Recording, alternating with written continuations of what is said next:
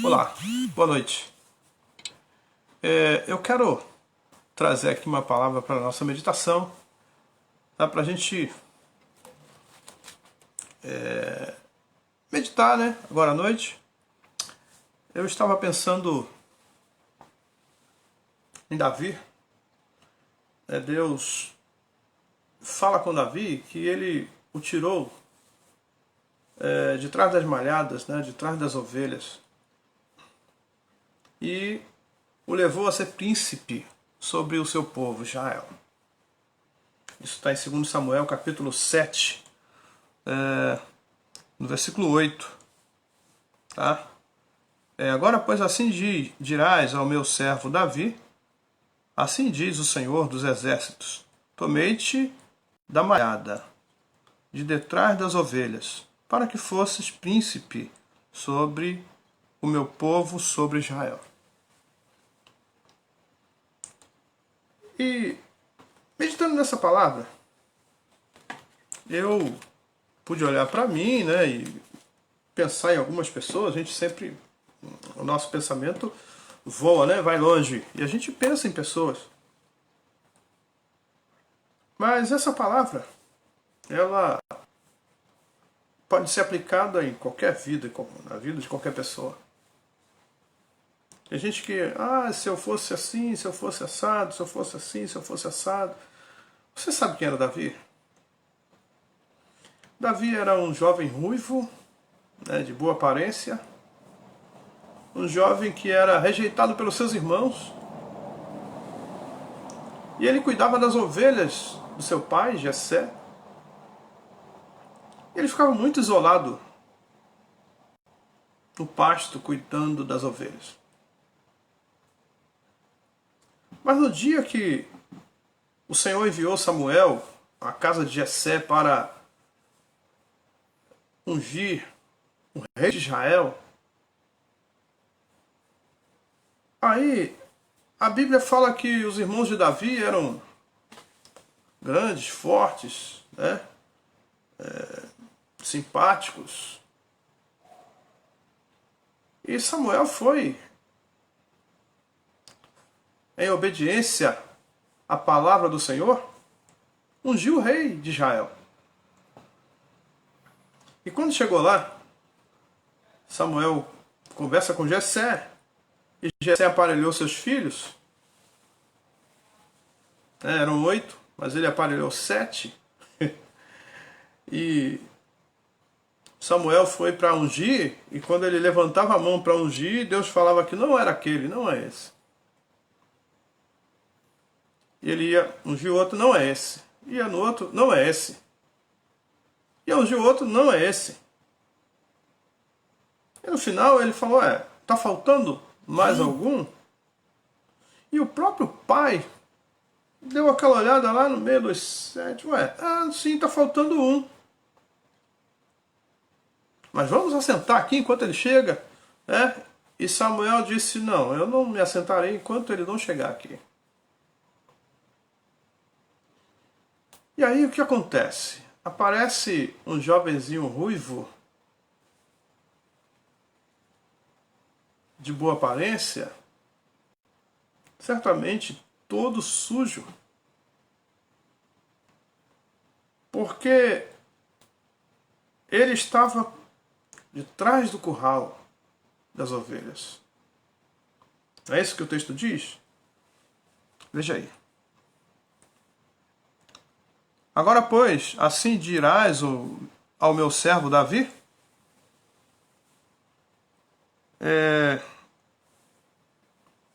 Sim, diz o Senhor dos Exércitos: tomei-te da malhada, de detrás das ovelhas, para que fosses príncipe sobre o meu povo, sobre Israel.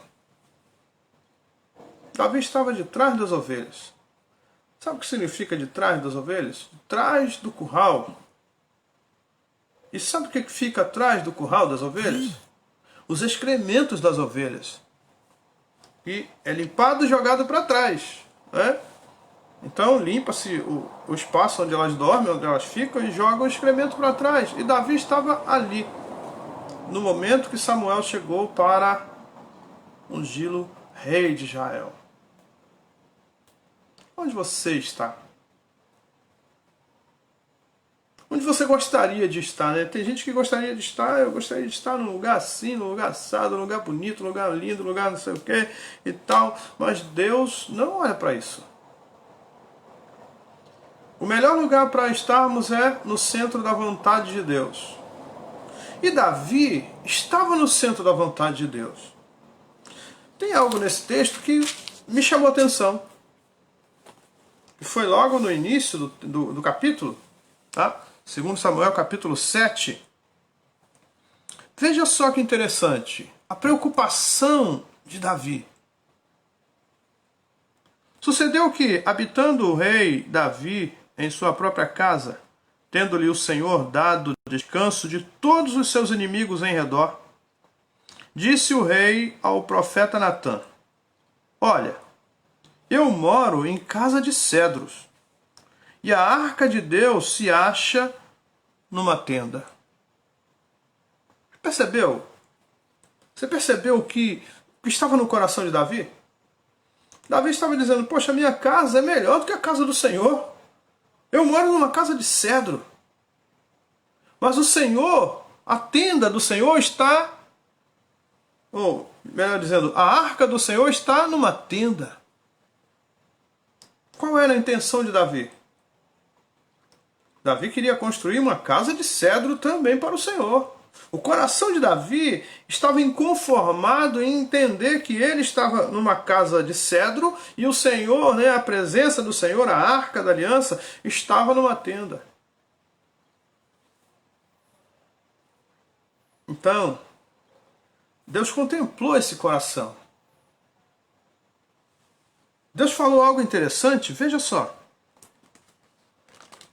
O profeta Natã fala com Davi assim: Disse Natã ao rei: Vai e faze tudo quanto está no teu coração, porque o Senhor é contigo.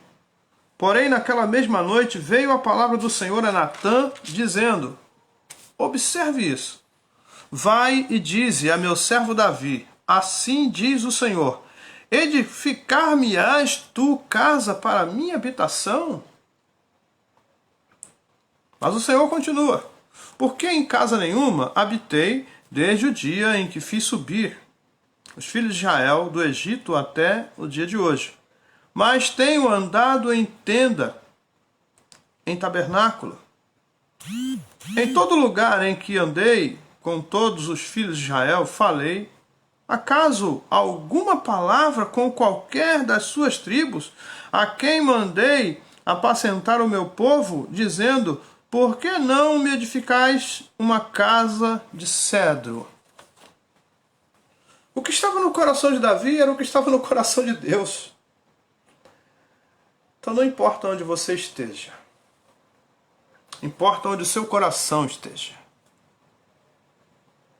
Se o meu coração, o seu coração estiver ligado ao coração de Deus, é isso que importa. Não importa se você está numa cidade grande, numa cidade pequena, se você está num bairro importante ou num bairro de periferia, não importa onde você esteja, o que importa é onde está o teu coração. A Bíblia diz que onde está o nosso coração está também o nosso tesouro. Então a gente pode observar aqui uma coisa: Davi estava em sintonia com o coração de Deus. E é isso que nós precisamos ter. Sintonia com o coração de Deus.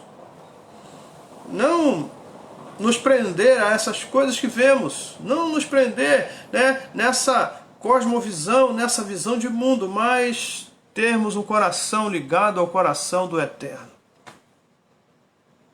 E isso fez a diferença na vida de Davi.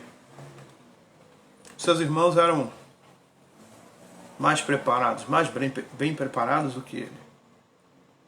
Eram mais velhos, alguns foram para a guerra e tudo, contra os filisteus. Mas você acha que Deus estava se importando com isso? E muitas vezes eu vejo muitas coisas, assim, muitas, vou usar até um termo popular aqui, muita bobagem, sabe? Pessoas presas a muitas bobagens e achando que está fazendo, estou fazendo o demais para Deus. A gente nunca vai fazer demais para Deus. Então, seja como Davi. Davi era um rei, estava lá numa casa de cedro, que era a coisa assim do momento, né? Mas ele não se esqueceu de Deus. Ele falou, poxa, eu estou numa casa de cedro e a arca da aliança, a presença do meu Deus está numa tenda.